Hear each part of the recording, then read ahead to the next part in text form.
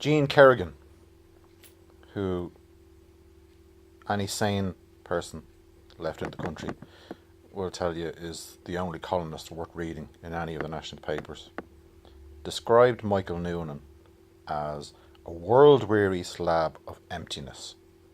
It's a fantastic description. Very apt, and I mean, it fits him like a glove. He also described him as the sleaziest politician of his generation. And you only have to look at Michael Noonan's CV, to see how you can come to that conclusion.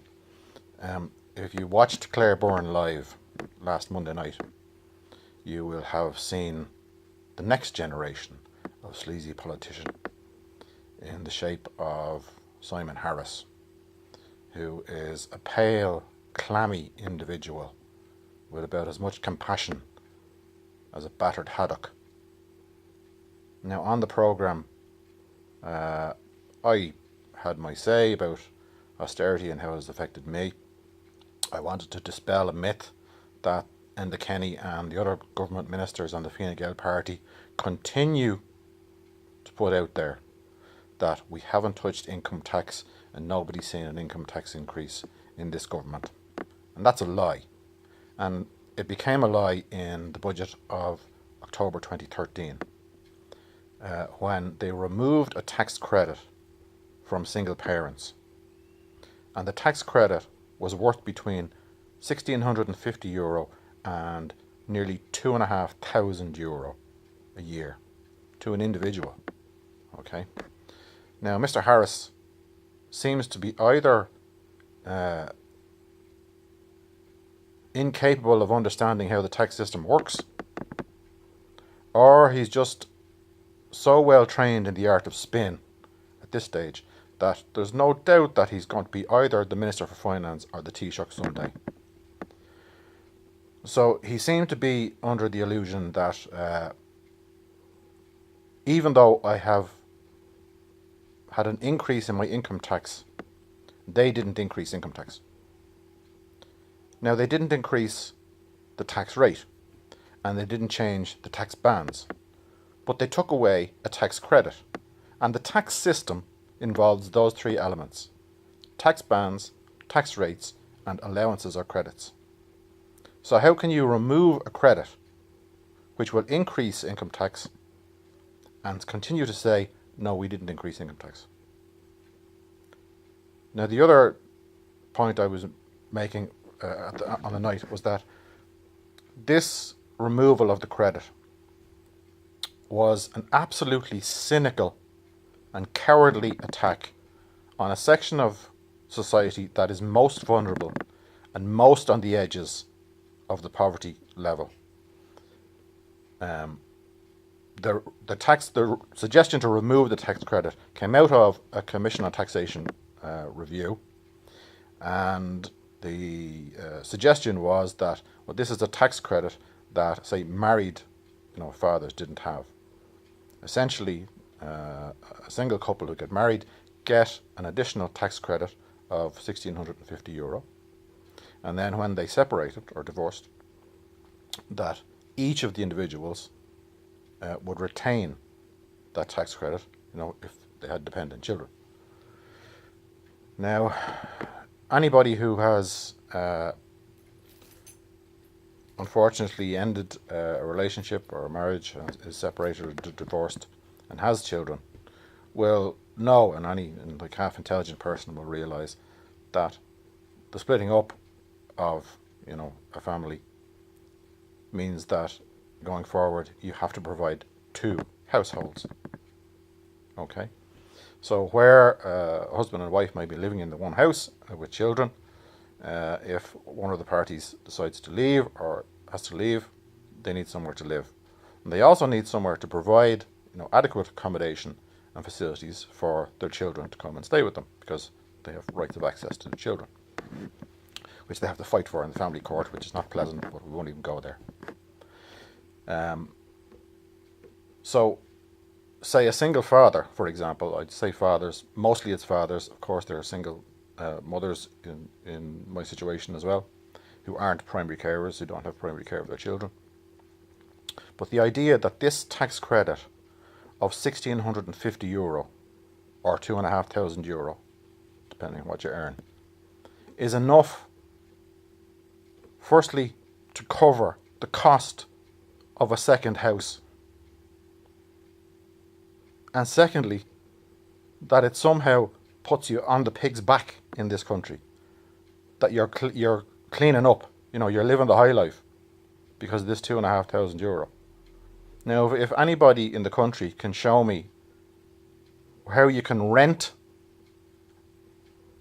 somewhere that's decent enough to have your children stay with you or stay over for a year for €2,500, can you please tell me where it is?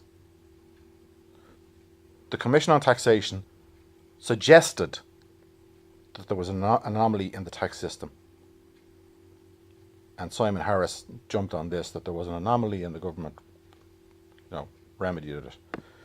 Well, to call, any single parent an anomaly, and to suggest that the most vulnerable and most under pressure minority group in the country don't deserve any more support than any other group, that a single parent doesn't deserve more support than a married couple, is absolutely, it epitomises how this government thinks. There is no differentiation between the haves and the have-nots in this government's view.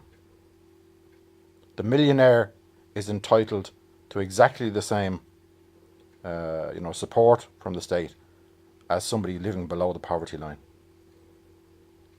Now, the poverty line for an adult in my situation is €210 a week.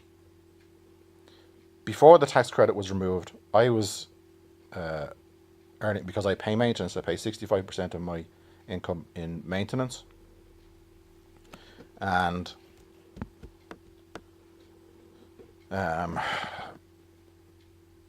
that leaves me with €212 a week to live on. When the tax credit was removed, my living income was reduced to €154 a week.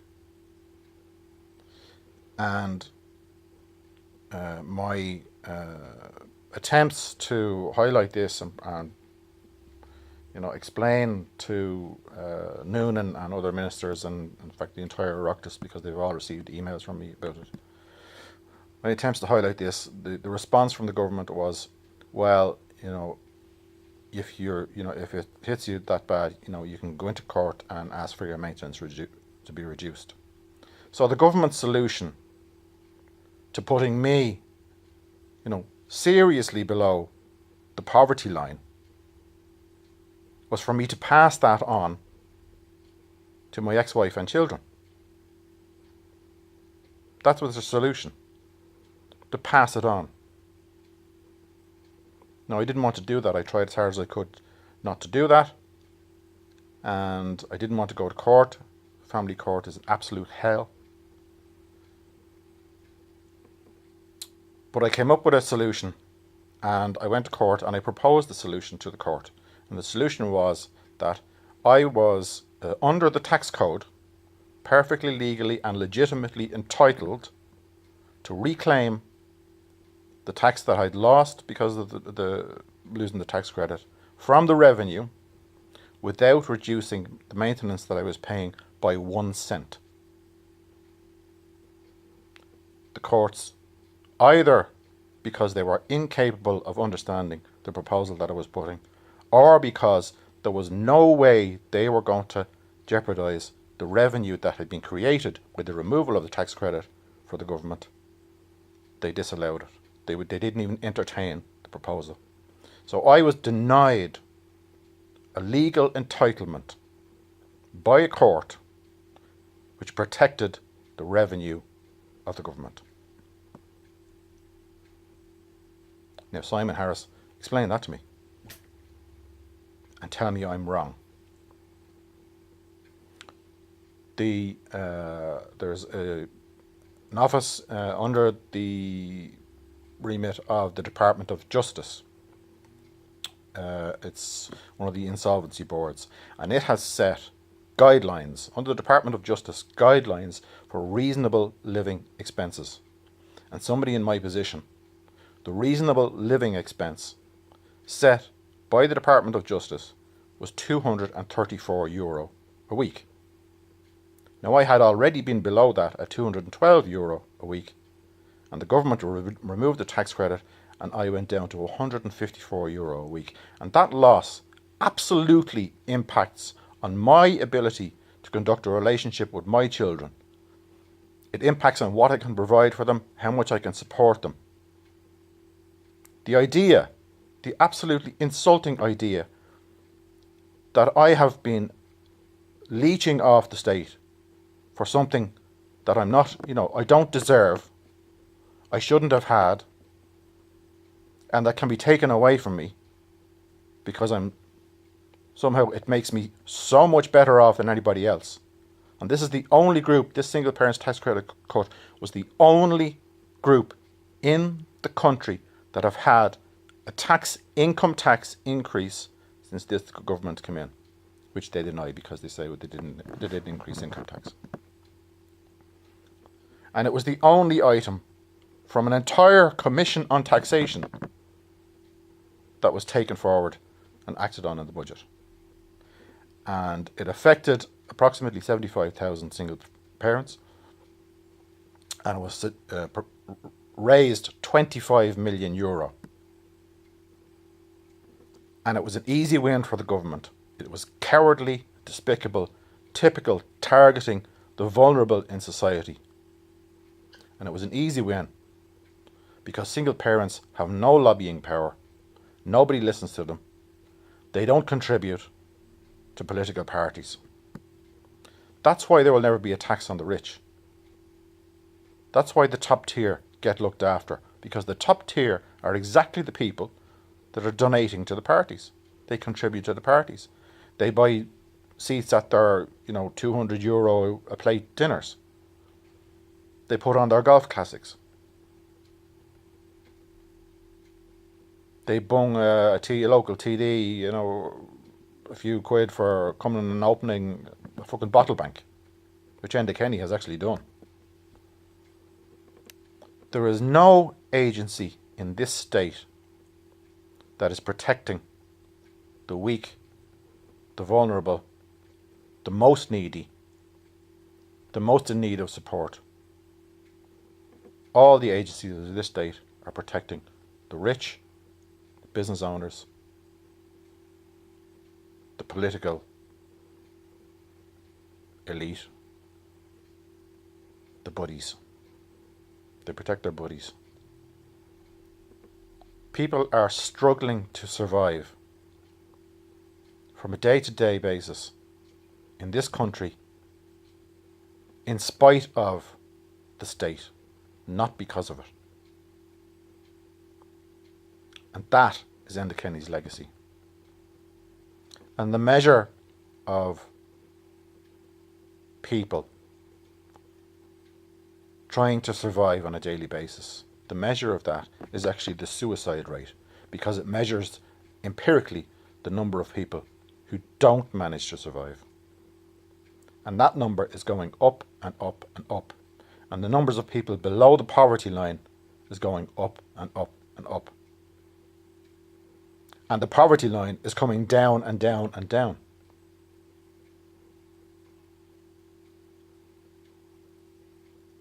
Every organ of the state is designed to protect the status quo, protect power, and protect their own wealth. Simon Harris is approximately €700 better off since this government came to power. I'm €2,000 worse off for no reason other than I'm a single parent.